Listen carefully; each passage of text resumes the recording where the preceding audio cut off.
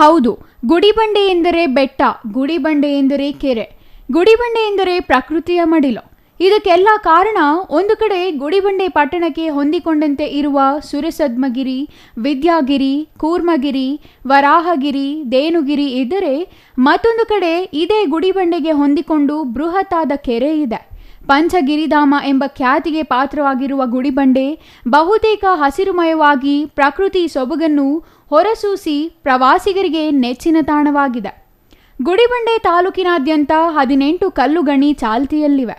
ಅದರಲ್ಲಿ ಪಾಳೆಗಾರಹಳ್ಳಿ survey number 14ರಲ್ಲಿ granite ಗಣಿಗಾರಿಕೆಯೂ ನಡೆಯುತ್ತಿದೆ. ಇವೆಲ್ಲವೂ ಸರ್ಕಾರದ ಅನುಮತಿ ಮತ್ತು ಪರವಾನಿಗೆ ಪಡೆದು ನಡೆಯುತ್ತಿದ್ದು, ಗಣಿ ಮತ್ತು ಭೂ ವಿಜ್ಞಾನ ಇಲಾಖೆ ಆದೇಶದಂತೆ ನಡೆಯುತ್ತಿವೆ. ಇದರಿಂದ ಪ್ರಕೃತಿಯ ಸೊಬಗು ನಾಶವಾಗಿ ಗಣಿ ಧೂಳು ಆವರಿಸುತ್ತಿದೆ. ಈ ಗಣಿಗಾರಿಕೆ ಎಂಬ ಪೆಡಂಭೂತ ಪರಿಸರವನ್ನು ಸಂಪೂರ್ಣವಾಗಿ ಹಾಳುಗೆಡುತ್ತಿದೆ.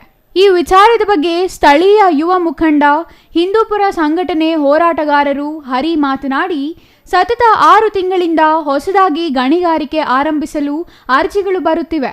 ಗುಡಿಬಂಡೆ ಪಟ್ಟಣಕ್ಕೆ ಅತಿ ಸಮೀಪವಿರುವ ವಿದ್ಯಾಗಿರಿ ಬೆಟ್ಟಕ್ಕೆ ಗಣಿ ಇಲಾಖೆ ಅಧಿಕಾರಿಗಳು ಈಗಾಗಲೇ ಬಂದು ಪರಿಶೀಲನೆ ಮಾಡಿ ಹೋಗಿದ್ದಾರೆ ಎಂದು ಸಾರ್ವಜನಿಕರಿಂದ ಆರೋಪ ಕೇಳಿಬರುತ್ತಿದೆ.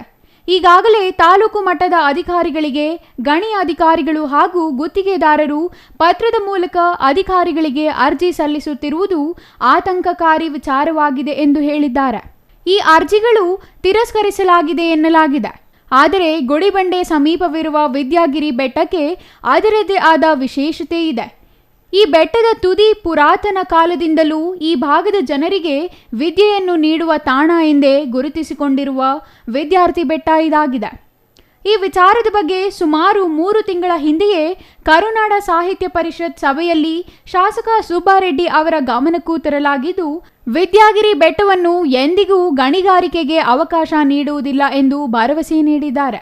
ಅನಾದಿ ಕಾಲದಿಂದಲೂ ತನ್ನದೇ ಆದ ವೈಶಿಷ್ಟ್ಯತೆ ಹೊಂದಿರುವ ಗುಡಿಬಂಡೆ ಸುತ್ತಮುತ್ತ ಇರುವ ಪ್ರಕೃತಿ ದತ್ತ ಬೆಟ್ಟಗಳನ್ನು ಸಂರಕ್ಷಿಸುವ ಹೊಣೆ ನಮ್ಮ ಮೇಲಿದ್ದು, ಅವುಗಳನ್ನು ನಾಗರಿಕತೆ ಹೆಸರಿನಲ್ಲಿ ಧ್ವಂಸ ಮಾಡಲು ಅವಕಾಶ ನೀಡಬಾರದು ಎಂದು ಅವರು ಮನವಿ ಮಾಡಿದ್ದಾರೆ.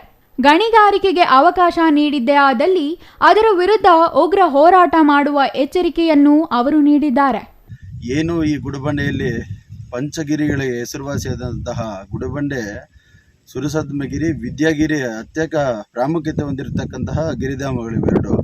ಅದರಲ್ಲಿಯೂ ಕೂಡ ಈಗ ಪಾಳೆಗಾರಹಳ್ಳಿಯಲ್ಲಿ ಸರ್ವೆ ನಂಬರ್ 14ರಲ್ಲಿ ಕಾನೂನುಬದ್ಧವಾಗಿ ಏನು ಗಣಿಗಾರಿಕೆ ಇದೆ ಅದನ್ನು ಮಾಡ್ಕೊಂಡು ಹೋಗ್ತಾ ಇದ್ದಾರೆ.